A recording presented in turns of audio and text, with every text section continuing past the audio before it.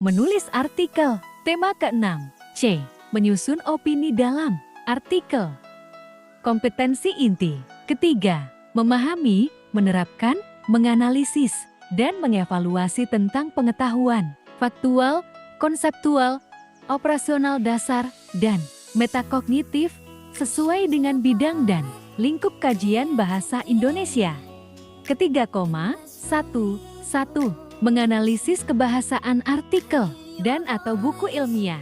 Tujuan pembelajaran. Setelah mempelajari bab ini, peserta didik diharapkan mampu. Pertama, mengevaluasi informasi, baik fakta maupun opini dalam sebuah artikel yang dibaca. Kedua, menganalisis kebahasaan artikel dan buku ilmiah.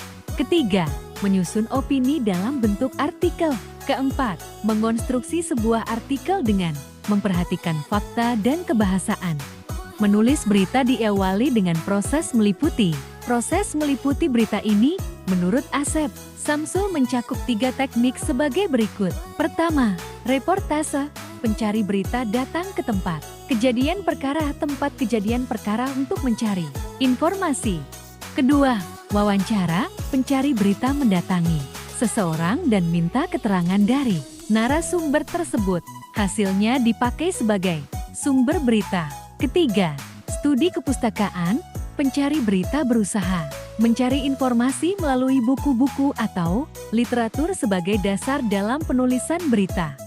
Pola sederhana dalam penulisan berita adalah 5W1H. Berikut penjelasan mengenai pola penulisan berita. 1. Yang berarti siapa pelaku dari berita yang ditulis. Kedua, when, yang berarti kapan peristiwa yang diberitakan terjadi. Ketiga, where, yang berarti di mana peristiwa yang diberitakan itu terjadi. Keempat, what, yaitu apa yang dilakukan dalam berita itu.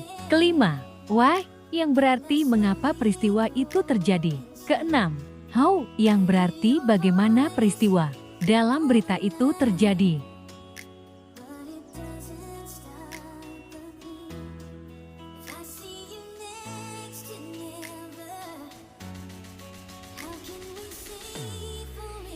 Menurut Muhtamarudin Fahmi dalam artikelnya Cerdas dengan Membaca Surat Kabar Koran, fungsi utama koran adalah pertama, di-inform, yang berarti menginformasikan kepada pembaca secara objektif tentang apa yang terjadi dalam satu komunitas, negara, dan dunia. Kedua, tikamen, mengomentari berita yang disampaikan dan mengembangkannya ke dunia fokus berita. Ketiga, provide, yang berarti menyediakan keperluan informasi bagi pembaca yang membutuhkan barang dan jasa melalui pemasangan iklan di media. Artikel di koran, baik berita, opini, maupun feature dapat ditulis melalui beberapa tahap sebagai berikut. Pertama, penemuan ide. Ide dapat ditemukan dari bacaan, obrolan, pengalaman sehari-hari, pengamatan, dan lain-lain. Kedua, pencarian bahan referensi. Referensi ini dapat ditemukan dari buku, clipping, majalah, internet, atau sumber lain. Ketiga, pembuatan outline. Outline merupakan kerangka karangan yang hendak dikembangkan oleh penulis. Keempat, penulisan bebas. Tulisan bebas berisi tentang naskah awal yang berupa tulisan seadanya dan akan dikembangkan menjadi tulisan berkualitas. Kelima, penulisan ulang naskah. Kegiatan ini berupa penulisan ulang naskah atau revisi tulisan yang sudah ada sehingga menjadi sempurna. Keenam, penyuntingan. Kegiatan ini dilakukan dengan cara menyunting naskah secara redaksional dan substansial dengan kecermatan yang tinggi. Jika dilihat berdasarkan strukturnya, artikel-artikel di koran mempunyai struktur teks seperti berikut. Pertama, judul. Kedua, nama penulis.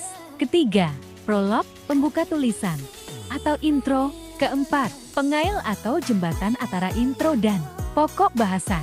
Kelima, isi paparan masalah berupa subjudul. Keenam, penutup, biasanya berupa simpulan atau ajakan. Ketujuh, keterangan atau identitas penulis.